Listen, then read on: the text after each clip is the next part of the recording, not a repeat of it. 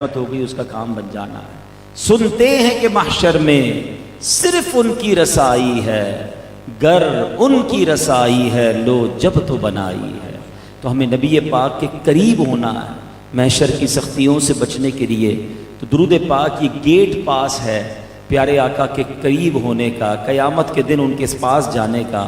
تو زندگی میں چلتے پھرتے اٹھتے بیٹھتے درود پاک کو اپنا ورد بنائیں۔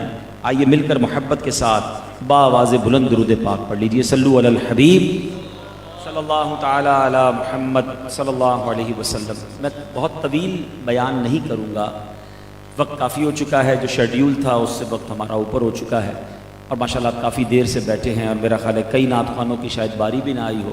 آصف بھائی ہیں ماشاءاللہ، سبھی ان سے پیار کرتے ہیں، سب آئے ہیں، میں بھی ان سے بہت پیار کرتا ہوں الحمدللہ، میرے چھوٹے بھائی کی طرح ہیں۔ آصف اور عارف کو میں ہمیشہ چھوٹے بھائی کی طرح ہی ڈیل کرتا ہوں، بہت پرانا ہمارا تعلق ہے، اور کئی سفر بھی ہم نے ساتھ کیے، مدینے کی کئی حاضریاں ساتھ ہوئی، اور اللہ کرے یہ محبت، یہ پیار، یہ ہماری جو ہے نسبت سلامت رہیں۔ تو کبھی مجھے منع ہی نہیں کرتے کسی بات میں، تو میں ان کو پھر کیسے منع کر سکتا تھا؟ ان کا پیغام آیا تو میں بالکل حاضر ہو گیا۔ میں چند باتیں عرض کرنا چاہوں گا۔ نزول قرآن کا مہینہ رمضان آنے والا ہے۔ قرآن پاک کی انڈرسٹینڈنگ جو ہے وہ ہمارے اندر بہت کم ہے، حالانکہ بہت ساری انڈرسٹینڈنگز ہیں۔ یا تو یہ ہوتا نا کہ ہم ہوتے ہی ایسے کہ ہمیں اور دنیا کی کوئی بات سمجھ نہ آتی ہوتی، ایسا نہیں ہے۔ دنیا کی بہت ساری باتیں سمجھ آتی ہیں، دنیا کی بڑی معلومات ہیں لوگوں کے پاس، مگر قرآن پاک کے بارے میں نہ ہونے کے برابر چیزیں پتہ ہیں۔ میں آج قرآن پاک سے ایک ایسا انوکھا واقعہ، میں نے پڑھا تو ہے، آج تک کبھی بیان نہیں کیا، آج پہلی بار میں یہ واقعہ بیان کر رہا ہوں، لیکن واقعی جب بھی یہ واقعہ پڑھتے ہیں، سنیں گے آپ، جس کو کہتے ہیں نا رونگٹے کھڑے ہو جاتے ہیں کہ ایسا ایمان بھی لوگوں کا تھا، اور ایسے پکے ایمان والے بھی تھے، اور اب کیا حال ہو گیا ہے۔ لیکن قرآن ہمیں بتا رہا ہے، یہ واقعات قرآن میں موجود ہیں، ہم پڑھیں تو ہمیں اندازہ ہوگا۔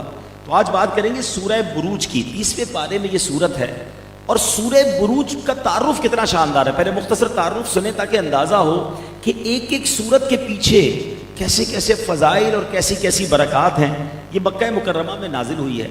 اس سورت میں ایک رکوع ہے، 22 آیتیں، ویری شارٹ سورہ، ٹھیک ہے۔ لیکن اس سورت کو سورہ بروج کیوں کہتے ہیں؟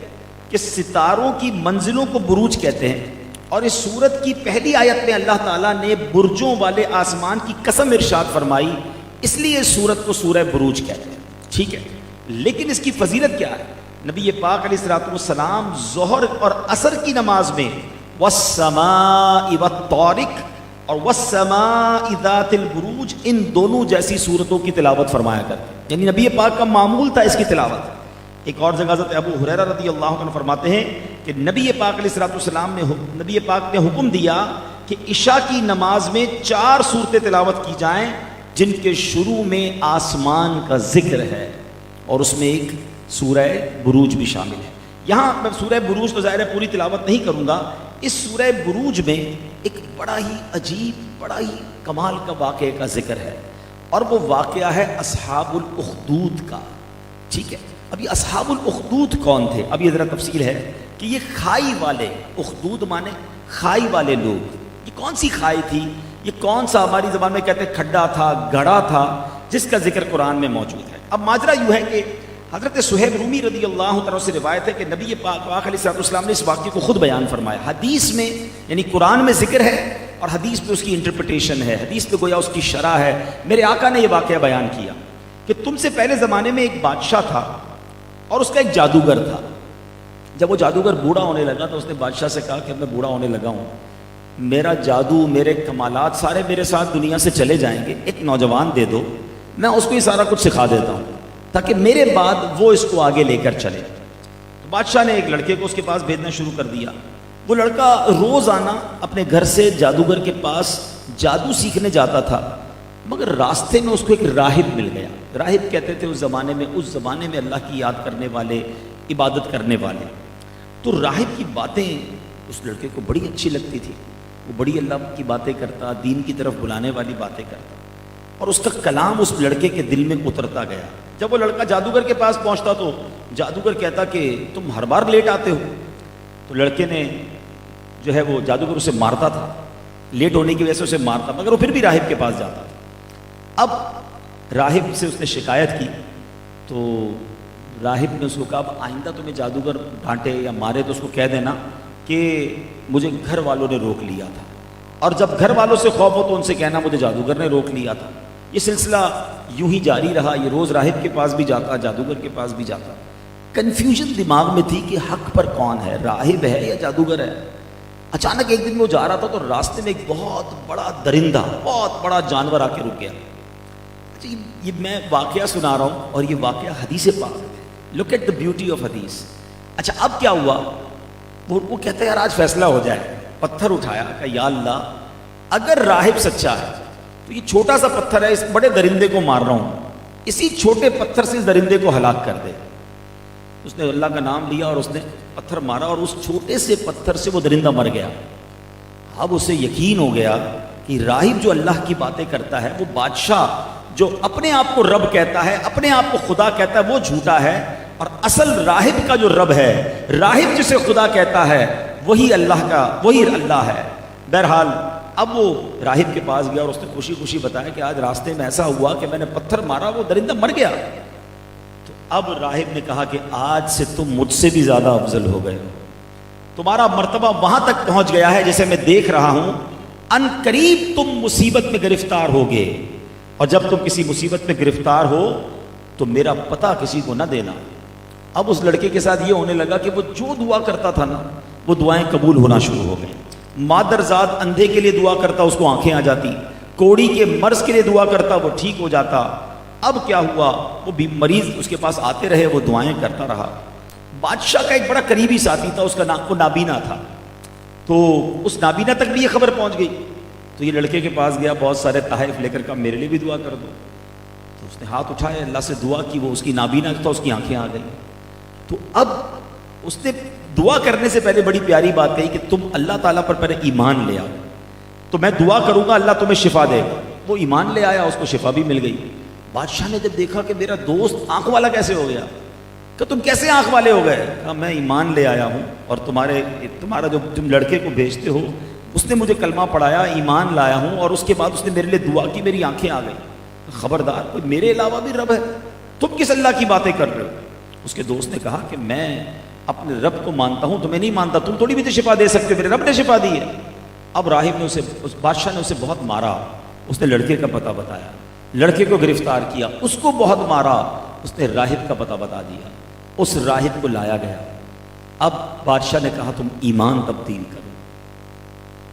راہب کہتا کسی صورت ایمان سے نہیں پھروں گا، اللہ سے نہیں پھروں گا۔ راہب کے سر پر آرا رکھ دیا گیا، اس کو کہا گیا کہ اللہ کے نام سے پھر جاؤ، ایمان سے پھر جاؤ، ورنہ دو ٹکڑے کر دیے جائیں گے۔ وہ راہب ایمان پر کھڑا رہا، اس کے دو ٹکڑے کر دیے گئے۔ اب جو بادشاہ کا دوست نابینا تھا، اس کے اوپر آرا رکھا گیا، ایمان دیکھو کیسا تھا، کچھ دنوں پہلے ایمان لایا، کہ اللہ کے نام سے پھر جاؤ۔ اس نے کہا موت آتی ہے تو آ جائے، میں نہیں پھرتا۔ اس کو بھی دو ٹکڑے کر دیا گیا۔ اب یہ نوجوان بچ گیا۔ اب اس نوجوان سے جب کہا گیا کہ تم بھی اللہ تبارک و تعالیٰ کے نام سے پھر جاؤ، تو اس نے انکار کیا۔ اب بادشاہ نے چند ساتھیوں کو حکم دیا کہ اس لڑکے کو پہاڑ پر لے جاؤ، چوٹی پر لے جا کر کہنا اگر اللہ کے نام سے پھرتے ہو تو ٹھیک ہے، ورنہ چوٹی سے گرا دینا۔ اب جناب وہ لوگ پہاڑ پر اسے لے کر گئے، اور جب کیا ہوا، جیسے ہی وہ پہاڑ پر گئے تو اس نے دعا کی اے اللہ مجھے اس آفت سے بچا لے۔ ایک زبردست زلزلہ آیا اور سب لوگ پہاڑ سے گر گئے۔ وہ لڑکا پھر بادشاہ کے پاس پہنچ گیا، کہا تمہارے ساتھ جو لوگ گئے تھے وہ کدھر گئے؟ تو اس نے کہا کہ اللہ تعالیٰ نے مجھے ان سے بچا لیا ہے۔ اب بادشاہ نے کچھ اور لوگوں کو کہا اسے پانی میں لے جاؤ، کشتی میں ڈال کے 20 سمندر میں ڈبو دینا۔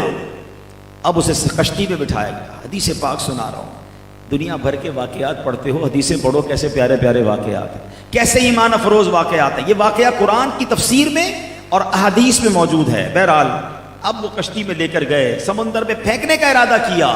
اس لڑکے نے پھر ہاتھ اٹھایا یا اللہ مجھے بچا لے۔ اب کیا ہوا، کشتی فوراً الٹ گئی، سارے لوگ غرق ہو گئے، یہ بچہ پھر زندہ واپس آ گیا۔ پھر بادشاہ کے پاس گیا، بادشاہ سے کہا، بادشاہ نے کہا وہ لوگ کہاں گئے؟ کہا اللہ نے مجھے ان سے بھی بچا لیا ہے۔ اب میرے بیچ اسلامی بھائیوں، وہ لڑکا کیا کہتا ہے، اے بادشاہ تم اس وقت تک مجھے قتل نہیں کر سکو گے کہ جب تک تم ایک عمل نہ کرو، تم کچھ بھی کر لو مجھے نہیں مار سکتے۔ بادشاہ حیران کہ یہ کیسی باتیں کر رہا ہے.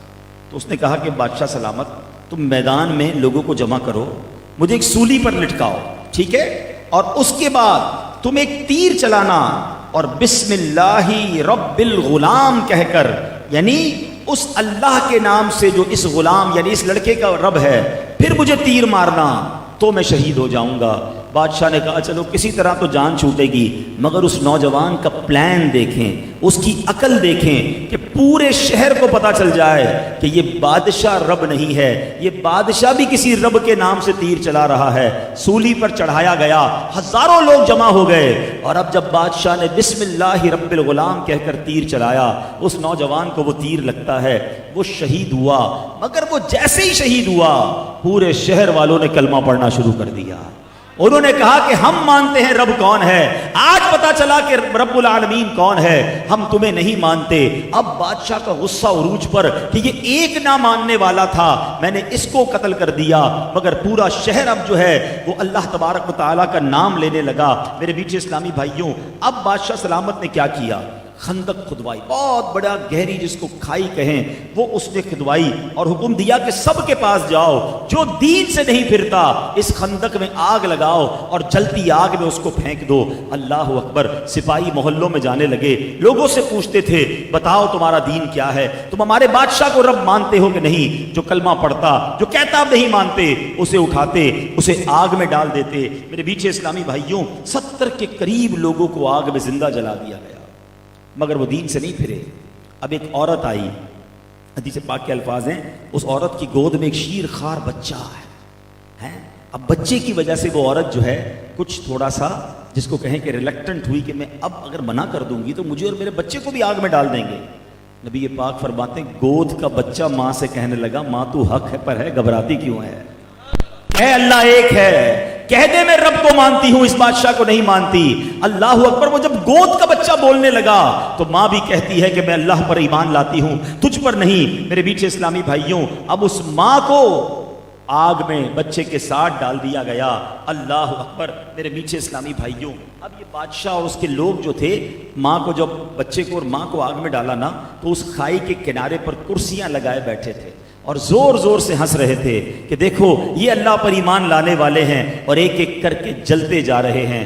اب رب کا غضب نازل ہوا، وہی آگ جو انہوں نے جلائی تھی وہ اس قدر تیزی سے اوپر آئی اور اطراف میں رہنے والے بادشاہ اور اس کے تمام رفقا کو جلا کر راکھ کر دیا. میرے میٹھے اسلامی بھائیوں، اس واقعے کی تفسیر میں علماء نے کیا خوب باتیں لکھی ہیں کہ جب ایسے لوگ ہوں، بندے کو رب پر جب بھروسہ ہوتا ہے تو اللہ تبارک و تعالی غیب سے مدد فرماتا ہے. اور اولیاء کرام کی شان دیکھیں کہ اللہ تبارک و تعالی نے اس بچے کو کیسا نوجوان کو کمال دیا تھا کہ پتھر مارتا ہے تو وہ پتھر سے درندے اڑ جاتے ہیں، دعا کرتا تھا تو لوگوں کی دعائیں قبول ہو جاتی تھیں. تو اولیاء کرام کی کرامتوں کا بھی ذکر اس میں موجود ہے. وہ لڑکا کوئی نبی تو نہیں تھا نا، وہ ایمان لانے والا ایک نیک شخص تھا، مگر اللہ نے اسے کیسی کرامتیں عطا فرمائی. تو اگر ہم اولیاء کرام کی کرامتوں کا ذکر کریں تو یہ بھی قرآن سے ثابت ہے. بہرحال میرے میٹھے اسلامی بھائیوں، اللہ تبارک و تعالی اس عظیم جو واقعہ ہے کہ میں اس کی کچھ آیتیں تلاوت کر دوں تاکہ اندازہ ہو کہ کس انداز میں رب کریم نے اس بارے میں ارشاد فرمایا. بسم اللہ الرحمن الرحیم. قتل اصحاب الاخدود النار ذات الوقود اذ هم علیہا قعود وهم على ما يفعلون بالمؤمنین شہود. ترجمہ کنز ایمان، کھائی والوں پر لعنت ہو، وہ اس بھڑکتی آگ والے جب وہ اس کے کناروں پر بیٹھے تھے اور وہ خود گواہ ہیں جو کچھ مسلمانوں کے ساتھ کر رہے تھے.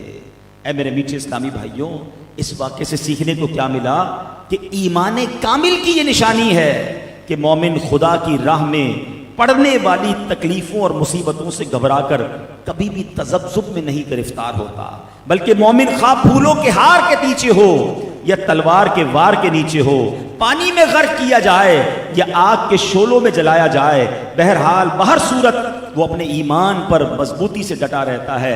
اب ہمارا ایمان تو اس لیول کا کہاں، آج تو تھوڑی سی تکلیف ہو جائے، نوکری چھٹ جائے تو جناب زبان پر شکوے ہیں، شکایات ہیں. ایک چھوٹا سا نقصان ہو جائے، کوئی چیز گم ہو جائے، موٹر سائیکل کا ایکسیڈنٹ ہو جائے تو اللہ کی بارگاہ میں شکوے شکایات ہیں، یار میں تو نماز پڑھنے گیا تھا، میرے ساتھ ایسا ہو گیا، کیا فائدہ نماز پڑھنے کا، معاذ اللہ، میں تو روزے بھی رکھتا ہوں، میں تو جناب دین کا کام بھی کرتا ہوں، پھر میرے ساتھ اتنی تکلیفیں کیوں ہیں؟ نہیں میرے پیچھے اسلامی بھائی، آزمایا جاتا ہے۔ اسی قرآن، وہی بات ہے، قرآن پڑھتے نہیں نا، قرآن پڑھتے تو پتا ہوتا، قرآن نے تو بہت پہلے فرما دیا وَلَنَبْلُوَنَّكُمْ بِشَيْءٍ مِّنَ الْخَوْفِ وَالْجُوعِ وَنَقْصٍ مِّنَ الْأَمْوَالِ وَالْأَنفُسِ وَالثَّمَرَاتِ، ایک لسٹ بھی بیان کر دی کہ ہم قریب تمہیں آزمائیں گے، بھوک کے ذریعے، خوف کے ذریعے، تمہارے مال کم ہو جائیں گے، پرابلمز آئیں گی، جانوں میں پرابلم ہوگا، بیمار ہو جاؤ گے۔ یہ قرآن نے تو پہلے فرمایا ہم آزمائیں گے، ایگزام ہوگا، اور جو کامیاب ہوں گے ان کے بارے میں کیا فرمایا؟ وَبَشِّرِ الصَّابِرِينَ، خوشخبری ہے صبر والوں کے لیے، ہیں اب صبر والوں کے لیے خوشخبری ہے، اور جو اس طرح واویلا کرتے ہیں وہ اپنا سارا ثواب ضائع کر دیتے ہیں۔ بلکہ بدقسمتی تو یہ ہے کہ جب کسی پر مصیبت آتی ہے نا، وہ ایسے جملے کہہ دیتا ہے جس سے اس سے بڑی مصیبت اپنے سر لے لیتا ہے، یا تو رب کو ناراض کر بیٹھتا ہے، یا معاذ اللہ کفریہ کلمات کہہ کر اپنے ایمان سے ہی خارج ہو جاتا ہے۔ تو اے میرے پیچھے اسلامی بھائیوں، اللہ تبارک و تعالیٰ سے ہم دعا کرتے ہیں اللہ ہمیں امتحان میں نہ ڈالے، لیکن ایمان اتنی آسان شے نہیں ہے کہ جس پر اتنا جلدی کمپرومائز کر لیا جائے۔ کیا کریں جناب، دوستوں کے لیے کرنا پڑتا ہے، رشتہ داروں کے لیے کرنا پڑتا ہے، ہماری مارکیٹ میں سبھی کرتے ہیں اس لیے کرنا پڑتا ہے۔ نہیں جناب، میں گدا ہوں اپنے کریم کا، میرا دین پار آئے نہ نہیں۔ اعلیٰ حضرت نے بہت پہلے سکھا دیا کہ میں نبی پاک کا امتی ہوں اور ان کا غلام ہوں، میرا دین روٹی کا ٹکڑا تھوڑی ہے کہ جناب ہر معاملے میں اپنے دین پر کمپرومائز کر رہا ہوں۔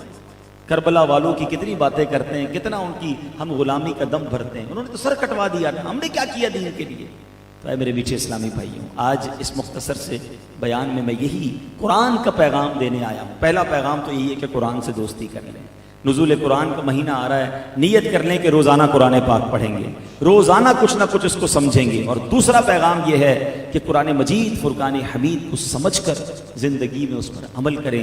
اللہ اصحاب الاخدود، وہ لوگ اس پہ جو برباد ہوئے، اللہ کریم ان ایسی عادتوں سے ہمیں پناہ عطا فرمائے، اور جو اللہ کی راہ میں قربان ہو گئے، اللہ ان کے صدقے ہمیں ایمان پر استقامت عطا فرمائے، ہمارے ایمان کی اللہ پاک حفاظت فرمائے، اور ہمیں جب دین متین کی خاطر، دیکھیں امتحان جب ہی ہوتا ہے، دیکھیں ہمیشہ یاد رکھیں، پیسے سامنے آ رہے ہیں، اب آپ کا امتحان ہے کہ یہ حرام ہے، آپ کا ایمان کا ٹیسٹ اب ہے کہ یہ پیسے لے لوں یا اس کو ٹھکرا دوں۔ گناہ کا موقع مل رہا ہے، کوئی دیکھنے والا نہیں ہے، دل بھی بہت چاہ رہا ہے، اب ٹیسٹ ہے نا کہ اللہ دیکھ رہا ہے، میں نبی پاک کا امتی ہوں اور میں نے رب کا کلمہ پڑھا ہے، اب میں اس گناہ کی طرف نہیں جاؤں گا۔ حرام چیزوں کی طرف اپنے آپ کو روکنا ہے، یاد رکھیے گا، یہ حرام جو ہے نا، یہ باؤنڈری ہے، جو حرام کی طرف جاتا ہے یہی پھر آگے جا کے کفر کی طرف بھی چلا جاتا ہے۔ اپنے آپ کو ان ناجائز چیزوں سے بچاؤ تاکہ ایکسٹریم باؤنڈری کی طرف جانے سے بچے رہیں۔ اللہ پاک ہم سب کو ایمان سلامت دے کر دنیا سے جانا نصیب فرمائے۔ دعوت اسلامی کے اجتماعات میں، مدنی قافلوں میں تشریف لائیں، مدنی چینل دیکھیں گے تو اس طرح اپنی ایمان کی حفاظت کی فکر نصیب ہوگی۔ اللہ کریم آج کی اس محفل کو بھی اپنی بارگاہ میں قبول فرمائے، آمین بجاہ النبی الامین صلی اللہ تعالی علیہ وسلم۔ الحمدللہ عز و جل بیان کا سلسلہ ہوا، میں شکریہ ادا کرتا ہوں ہمارے نشورہ الحاج عبدالحبیب اتاری کہ انہوں نے دعوت قبول فرمائی اور میرے اس گھر یہ تشریف لائے۔ حافظ طاہر قادری صاحب کا شکریہ ادا کرتا ہوں، ہمارے احسن بھائی، ہمارے راشد نور صاحب کا، ہمارے راشد مدنی، دیگر علماء کرام آئے، ہمارے علامہ اشرف بھی تشریف فرمائے، اللہ انہیں برکت نصیب فرمائے۔ منقبت کا سلسلہ ہوگا، صلاۃ السلام ہوگا، انشاءاللہ نیاز کا سلسلہ ہوگا۔ اور میں ایک بات عرض کروں کہ الحمدللہ داتا حضور کی بارگاہ میں ہم مدینہ پاک کے حاضری کے لیے، یہ ٹکٹ کے لیے بالخصوص ہم نیت کرتے ہیں داتا حضور کی بارگاہ میں حاضری ہوگی انشاءاللہ، اور اللہ کی عطا سے یہ مدینے کا بلاوا بھی وہاں سے عطا ہوتا ہے۔ تو میں عارف بھائی، ہم محفل سے قبل الحمدللہ عز و جل داتا حضور حاضر ہوئے، اور ہم نے یہ نیت خاص کر کے گئے تھے کہ مدینہ پاک کی حاضری بھی مانگنی ہے، دیگر بہت ساری دعائیں تھیں، لیکن یہ دو ہماری خاص یہ التجا تھی کہ مدینہ پاک کی حاضری داتا حضور کی بارگاہ میں عرض کریں گے۔ زاہد بھائی بھی ماشاءاللہ ساتھ تھے، اور پھر ہم مکان کے لیے عرض کریں گے کہ کوئی سلسلہ بنے۔ تو داتا حضور کی بارگاہ سے جب حاضری ہو کر ہم یہاں کراچی پہنچے، اور الحمدللہ یہ مکان کا سلسلہ ہمارا، تو یہ بتانے کا مقصد یہ ہے کہ دینے والی ذات اللہ کی ہے، پر دلانا میرے حضور کا ہے۔ تو داتا نوازتے ہیں اللہ کی عطا سے، تو انشاءاللہ داتا حضور کی بارگاہ میں ایک شعر، غوث پاک کی بارگاہ میں ایک شعر اور صلاۃ و سلام ہوگا. اس سے قبل میں رکن شورا کی بارگاہ میں عرض کروں گا کہ وہ غوث پاک رضی اللہ تعالیٰ عنہ کے دامن ہم تمام کو بھی دن میں شامل کر لیں، تاکہ غوث پاک کی برکت ہمیں اور مزید نصیب ہوتی رہیں. صلو علی الحبیب. الصلاۃ والسلام علیک یا رسول اللہ وعلی آلک و اصحابک یا حبیب اللہ. لا الہ الا اللہ محمد الرسول اللہ صلی اللہ تعالی علیہ وسلم. توبہ کرتا ہوں میں اپنے تمام پچھلے گناہوں سے اور وعدہ کرتا ہوں میں کہ آئندہ شریعت پر چلوں گا، بد مذہبوں اور برے لوگوں کی صحبت سے بچتا رہوں گا، نماز روزے کی پابندی کرتا رہوں گا، والدین کی نافرمانی، جھوٹ، غیبت، چغلی، وعدہ خلافی، گالی گلوچ، فلمیں ڈرامے، گانے باجے، بے پردگی وغیرہ وغیرہ گناہوں سے بچتا رہوں گا. اے اللہ میری اس توبہ کو قبول فرما اور مجھے میرے وعدے پر ثابت قدم رکھ.